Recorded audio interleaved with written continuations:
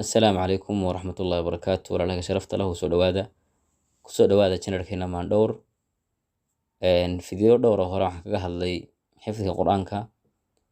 videogana wuxuu daba socdaa videodii hore waxaan kaga hadli doonaa haddii Alla idmo sidaad uga dhigi lahayd suurad marka lagu fiiriyo adiga kugu adag mid aad u fudud isla markaana aad ku xifdido waqti kooban tusaale soo qaadan doonaa oo suurad kamid ah suuradaha ayaynu tusaale ka dhigan doonaa haddii Alla idmo suuratu Yunus la dhaho waa mithaal iftiraadi ama tusaale yani ka soo qaad oo kale weeye laakiin adiga marka lagu fiiriyo waxa dhici karta suurad kale inay kugu adag tahay ka soo qaad suuradaasi waxay ku adag tahay qofka soo bilaabay Quraanka xifdigiisa oo ka soo bilaabay suuratul Baqara oo soo gaadhay tusaale ahaan suuratu Tawba suuratu Tawba markuu xifdigiisa dhameeyay waxaa ku xigta suuratu Yunus way ku adkaatay ka soo qaad tusaale ahaan muxuu sameynayaa wadooyinkan fudud insha Allah taala ayuu raacayaa wadada koowaad ee uu marayaa waxay tahay wuxuu dib dhigayaa xifdinta suuradan مثلا waxaa laga rabay suuratu Yunus inuu bilaabo xifdigiisa wuxuu sameynayaa maadaama ay suuradan ku adag tahay akhrintu badinayaa maalin walba safaxaad kamid ah على الأقل 3 صفحات صدح صفحة ugu yaraan ma 3 bog ayuu maalintii akhrinayaa waqtigii suuradan uu xifdin lahaana wuxuu gelinayaa muraajacada suuratu Tawba iyo akhrinta ama xifdinta xataa suuratu Hud marka suuradan xifdigeeda maadaama ay ku adag tahay binisbati lahu uu dib dhigayaa waxa laga yaabaa inuu qofku isweydiiyo maxay tahay sababta suuradii la rabay in la xifdiyo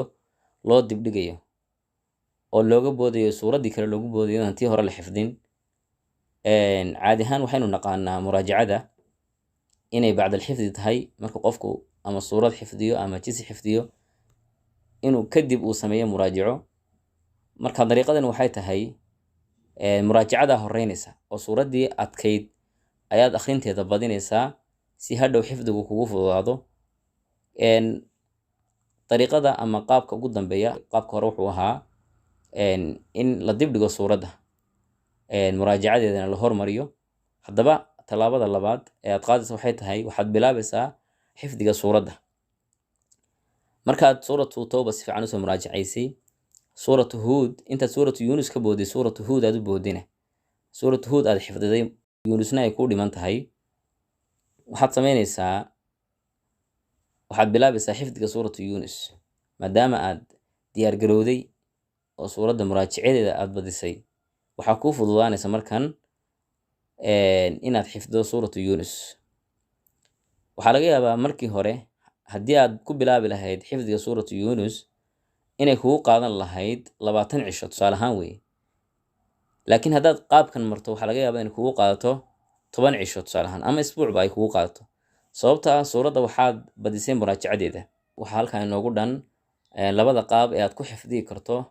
suurad kugu adag oo kamid ah Quraanka Kariimka tusaale ahaan waxaan soo qaatay suuratu Yunus laakiin adiga suurada kugu adag adiga yaqaana labada qaab maraysa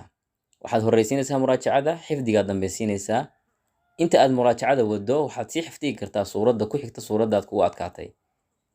insha Allah taala waxaan rajeynayaa inaad ka faa'iideysateen videogan tan iyo intaan ku kulmi doono insha Allah taala video kale